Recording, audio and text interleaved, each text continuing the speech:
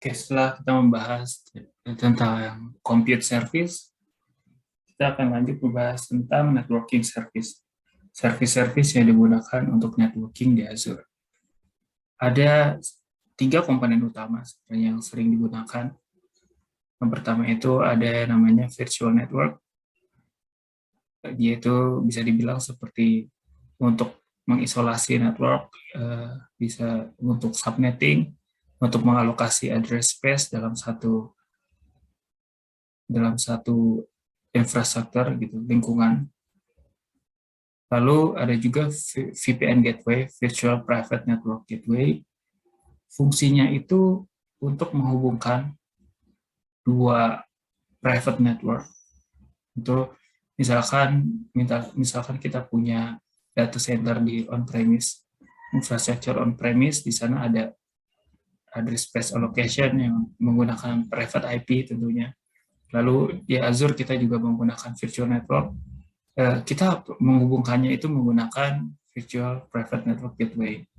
Atau cara kedua itu dengan Express Route. Express Route itu kita menarik kabel ke data center Microsoft terdekat atau ke third party yang sudah terhubung dengan Microsoft Data Center,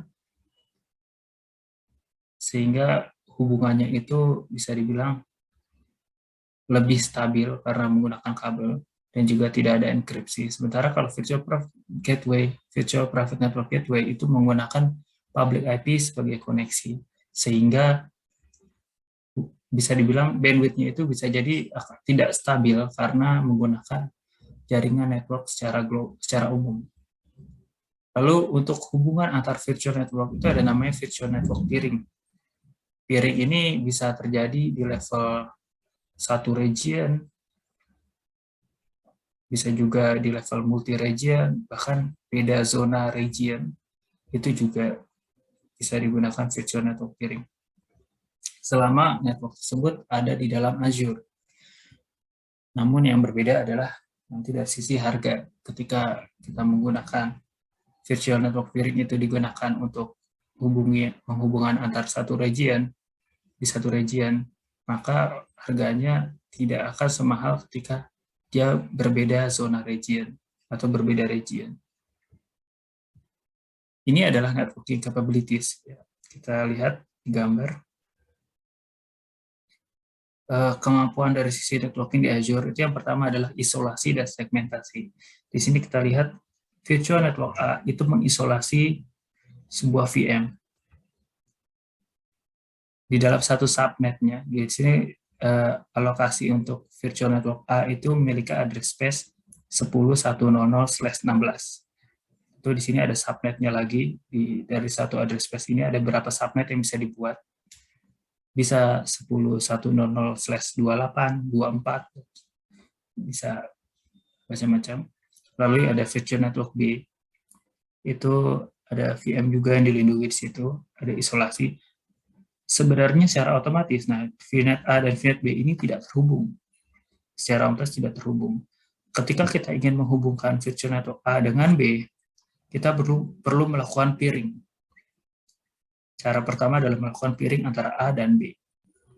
Namun kita juga bisa tidak menggunakan peering langsung, tapi menggunakan VPN gateway yang ada di tengah, di hub VNet, Virtual Network Hub, untuk menjadi penghubung, bisa menjadi transit gateway di sini sebutnya.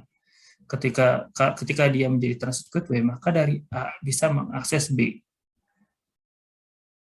Dengan begini, maka tidak diperlukan lagi peering antara A dan B. Karena dari A, ketika ingin mengakses B, bisa transit lewat VPN gateway. Seperti itu. Lalu kemampuan kedua itu internet communication by default. Dalam satu virtual network itu sebenarnya semua service virtual machine-nya itu bisa saling koneksi satu sama lain secara otomatis. Ini keutamaan di Azure itu adalah networking itu tidak serumit ketika kita men-setup di AWS. Kita tidak perlu lagi ada routing tables di sini, karena semuanya sudah diotomasi dengan adanya virtual network peering. Selama tidak ada tumpang tindih di antara address space-nya, maka akan bisa dilakukan peering satu sama lain. Dengan catatan tadi, address space-nya tidak tumpang tindih. Lalu, komunikasi antar service Azure itu bisa menggunakan virtual network antar service-nya atau menggunakan service endpoint. Jadi, ketika tadi misalkan virtual machine, untuk terhubung dengan virtual machine lain, itu bisa berada pada satu virtual network yang sama. Atau dengan peering antar virtual network. Atau ada juga service yang sifatnya platform as a service, itu bisa menggunakan service endpoint. Platform as a service itu sebenarnya dia itu bukan infrastructure as a service karena dia tidak bisa masuk secara utuh ke dalam satu virtual network. Tapi dia bisa di mapping menggunakan service endpoint seolah-olah dia adalah bagian dari virtual network tersebut. Lalu ada komunikasi dengan on-premise, ada 3 cara, point to site to site, dan juga express route. Point to site dan site to site. Ini yang tadi saya bilang itu bisa menggunakan VPN Gateway, Azure VPN Gateway. Point to site itu adalah koneksi di mana antara kita sebagai klien mengakses networking secara keseluruhan. Jadi personal ke satu site, ke sebuah site dari infrastruktur networking. Kalau point site to site itu artinya dari satu site ke site yang lain. Contohnya kayak infrastruktur on-premise mengakses infrastruktur cloud. Kayak gitu. Kalau express route itu tadi jaringan kabel. Jadi terhubungnya secara kabel fiber optik yang bisa dibilang itu di jaringan yang cukup spesial karena bandwidth-nya itu ada jaminan, ada SLA dari sisi bandwidth. Lalu ada route network traffic. Jadi kalau untuk kita mau routing secara manual, itu sebenarnya ada user defined routing.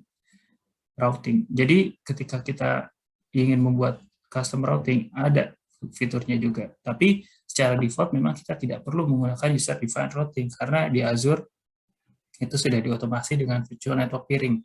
Tidak perlu di routing lagi. Lalu ada border gateway protocol, ini untuk hubungan antara VPN gateway dengan routing ke on-premise atau ke virtual network. Itu bisa menggunakan border gateway protocol.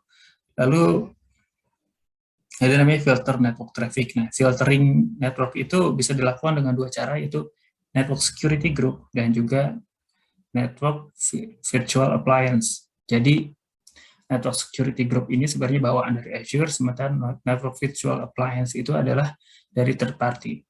Intinya dia akan melakukan filter berdasarkan inbound dan outbound. Bisa IP address, bisa port, bisa protokolnya, dan lain-lain. Lalu ada connect virtual network, ini bisa menghubungkan antar virtual network itu dengan virtual network peering.